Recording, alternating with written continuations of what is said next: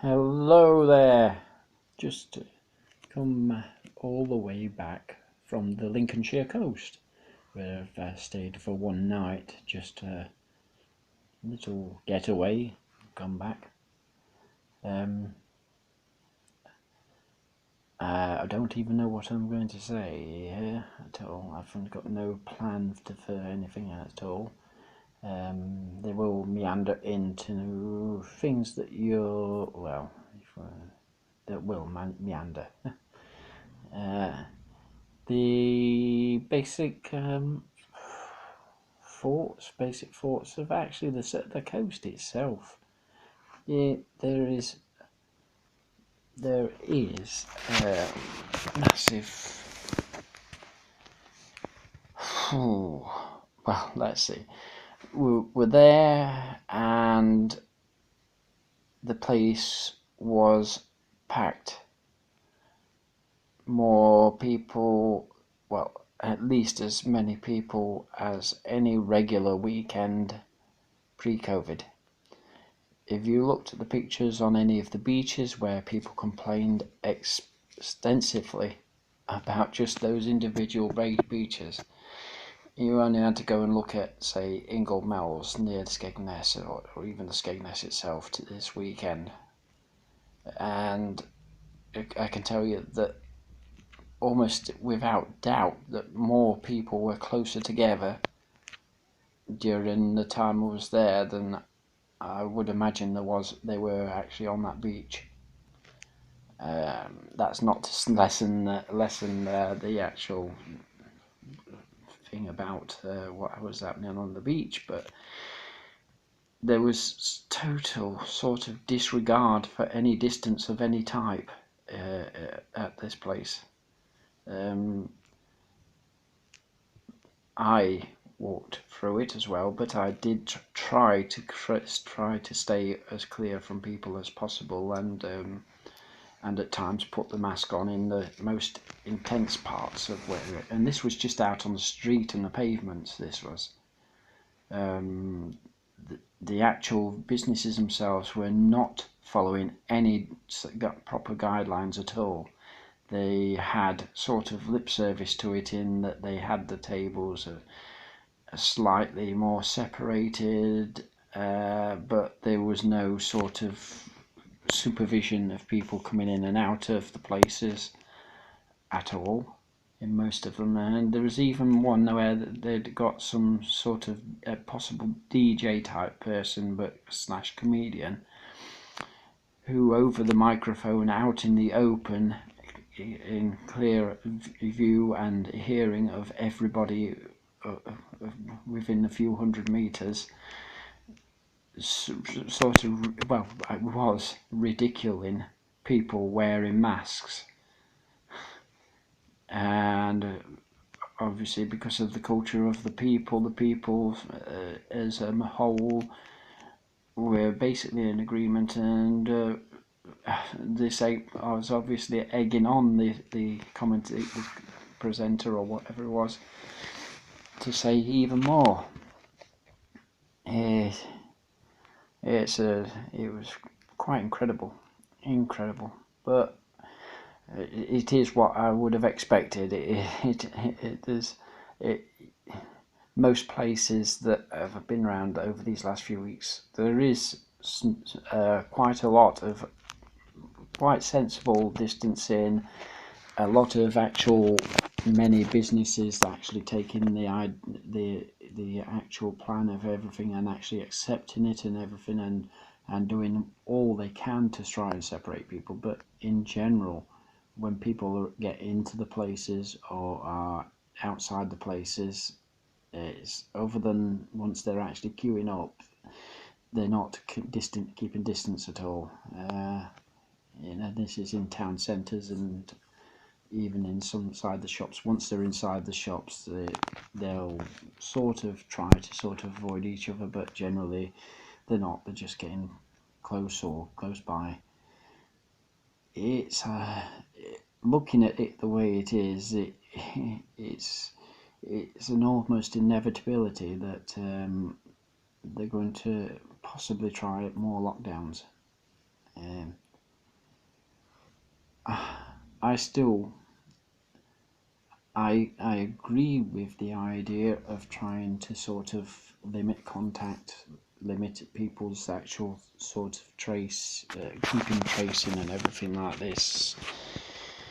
I sort of agree with it. As much as I do agree with it, though, I'm not absolutely certain that the well, I am certain that there is a benefit of it. I am not certain how much of a benefit it is. It will be marginal, and it is noticeable in places where lockdown is happening and most measures are actually being imposed and people are taking notice of those measures that are being imposed. Those areas are generally escaping these further introductions of lockdowns. Yeah. We're spending so much time thinking about these issues of what the distancing is, whether we should be touching, hugging or whatever. So much wasted space in our lives is actually being said about all this, to the actual detriment of actually making us changes that will actually possibly prevent further pandemic. There are many issues that can prevent future pandemic. The majority one is keeping ourselves separate from being too involved with animals. This is basically the sort of thing that we're saying with distancing from people. We know that we catch the things from other people. It's the same thing that if we're constantly in contact with animals, the actual viruses will jump from the animal to the humans. There's no doubt about that. This is what is happening, and it's happening in many situations. And our major way that we're always constantly in contact with animals is through animal agriculture. And this isn't just to do with the food, it's to do with human contact in farming the animals, actually looking after them in the fields, feeding them and everything like this, and then bringing them into factory farms as well, putting them close together, increasing spread of virus and everything like this. And even in the best kept conditions where they do actually try to look after the animals by bringing them all together into shelter and whatever. And of course the shelter's never big enough, so they're all crammed together, just helping virus to spread throughout. Then of course farmers and farm workers constantly become in contact every single day with the animals, when those virus directly can spread to the people. The virus does exist on surfaces, it does always exist, and this is another part of the farming thing. Slaughterhouses have been some of the main hotspots all around the world for the COVID virus, and it is obvious why. They're actually dealing with the virus in the animal, with virus amongst animals as well as humans. They're spreading it through. They won't actually confirm that the virus is actually in animals, but they know for a fact that any infected person touching a surface could possibly pass on that to another human. So when they're with these animals, touching these animals, they're still passing the actual virus onto the animal, even if the animal's not actually being infected. And of course, if they've gone to the slaughter, then they're at the last stages of their life as it is. They're killing them, And the process has to be quick with not just killing, but then actually cutting them up into the sections, and of course then they're put into cold storage, which then stores also the virus that actually would be on the animals still. And if they're put into frozen, if they're frozen or whatever they're doing, well, certainly the ones that are frozen for fresh meat and everything like that, as soon as you freeze them, you freeze the virus too. And it's not that virus at the time being there. It's once any person brings the meat home, defrosts it, and then they're handling the meat themselves, and the virus has revived.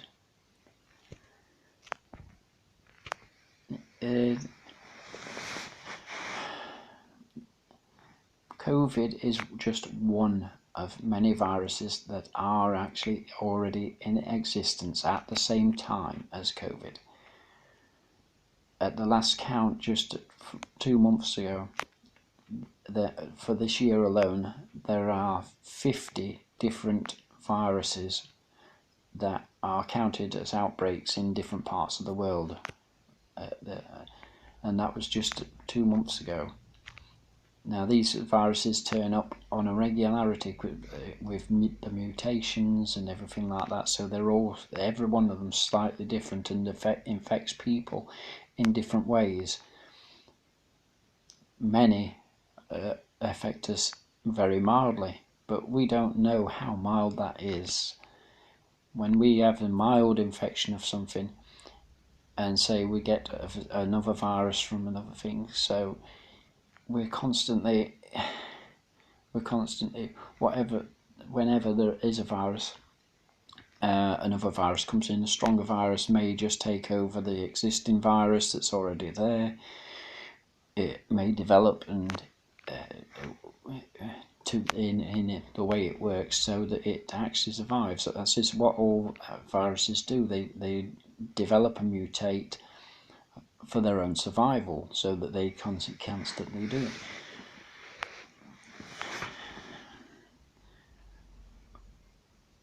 We would never fully eradicate all virus mutations throughout everything, but we can stop most of the pandemic viruses, most of the viruses that are the even milder ones now that still affect us.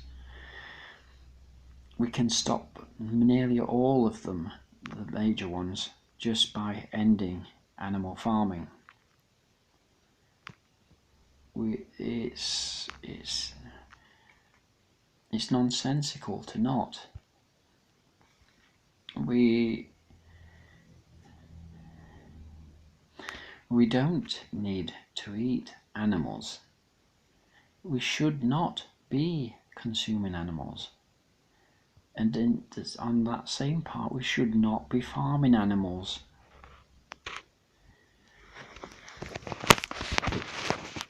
The biggest jump of virus is basically in the actual killing of the animals.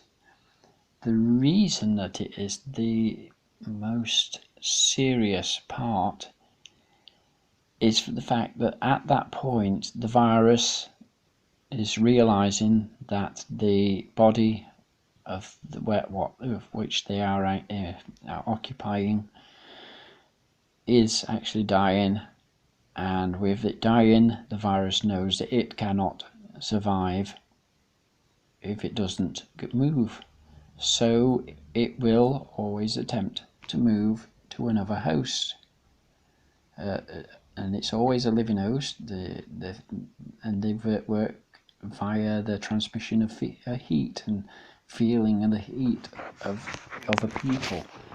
The perspiration, the senses, there's so many different bits and pieces of whatever virus might follow to actually remove itself to get it to another host that will actually help it to generate and pass on again.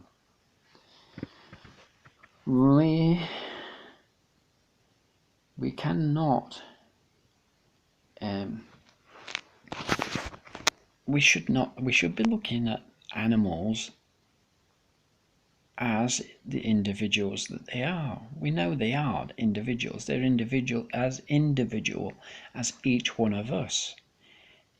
Every one of them. You put any two of any one species together at any time, and never will they ever do exactly the same thing.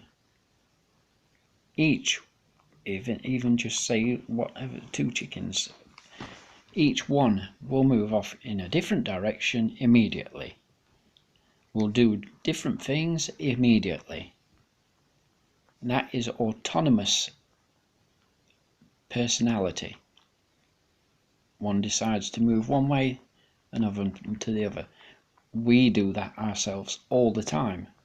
We put us together with absolutely anybody, we'll automatically do something different to what the other person's doing. The chickens will. There's no difference there. That is their basic life. Their individuality is them. They are an existence on their own. A person. As a person, they are. So what we do to them is inconceivably evil.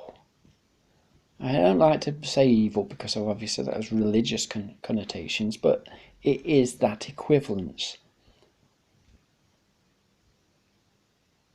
And it is a simple equivalence rather than trying to sort of go around explaining in a long, convoluted explanation. The simple explanation is that it is evil what we do to these animals in enclosing them, instructing them where to go, what to do. And these are instructions, because if you left those animals to do what they want to do, there's no way that they would be in the same field, in the same cages, in the same barn as you would want them. So you're joking when you say, if you say, oh, they'll do what they do, and they'll go wherever we want them to go. But they only go where you want them to go because you make them go. They always do. So funny that is when I hear that sort of explanation from some people. That really, they've lost all intelligence of knowing what any individual life will actually do.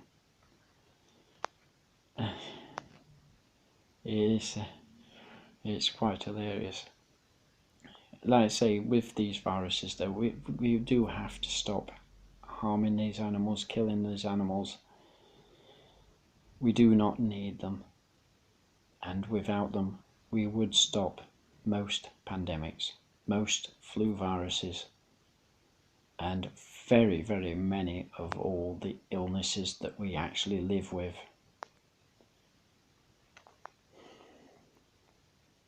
It's exasperating for people to not actually understand this. Yeah.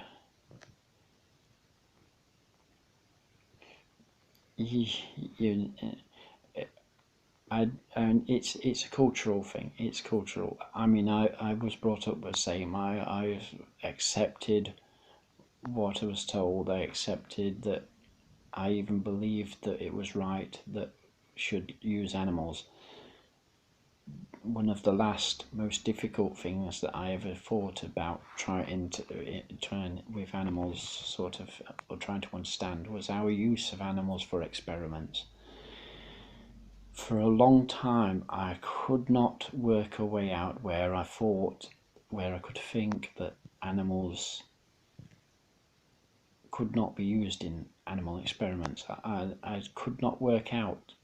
I did believe very much that we should use animals to help help ourselves.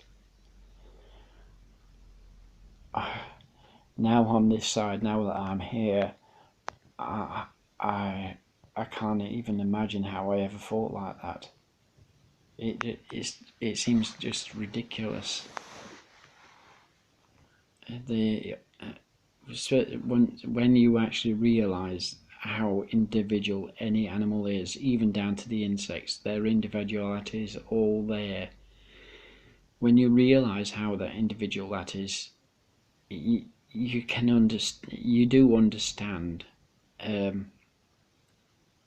that why the hell would we do these sort of things, these tortures that we do to them in experiments? Why would we ever? It's just inconceivable. I know I thought like that. I know that's the reason that most of you think like that.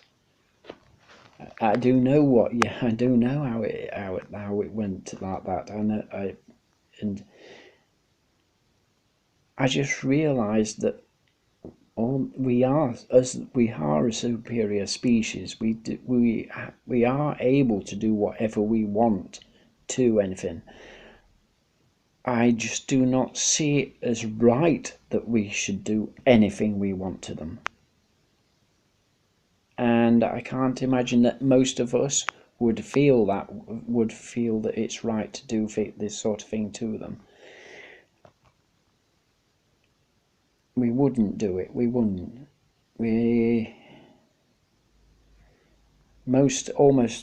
majority of us would never actually do any harm at all to an individual animal. Probably the most that would is in just inflicting harm upon and killing upon an insect or whatever, because of that is almost, it's just a disregarded thing, as though it's just dust and whatever. So that's basically how most humans look at insects. They look at them as a nuisance and nothing more worthless as just dust. And this is a sort of thing in our minds that is to do with masses and masses of, say, any animal or whatever. When there's so many, just dismiss them. And this same way of thinking is basically the same way of thinking when people disregard other people. And the reason is that they see that there's so many millions, billions and whatever of other peoples and whatever. So if something starts happening to a set of people, very, very many humans even start disregarding them in the same way that they disregard an insect and even the other animals anyway. It is the same concept. I've put a few ideas there in your mind there about something, and I hope that some of you can take some of it in and maybe make some changes yourselves. Comment to me if you like about anything. I won't worry about whatever your comment is, whether it's good, it's bad, or against me or not. I'm just putting my view out about this, and whatever you regard it, whether you regard it right or wrong, it's irrelevant. I don't care. I'm saying what I care about and what I believe to be right. Well, not just believe to be right, but based on actual facts, what I believe to be right. So there you go. Comment ahead. See you at next one.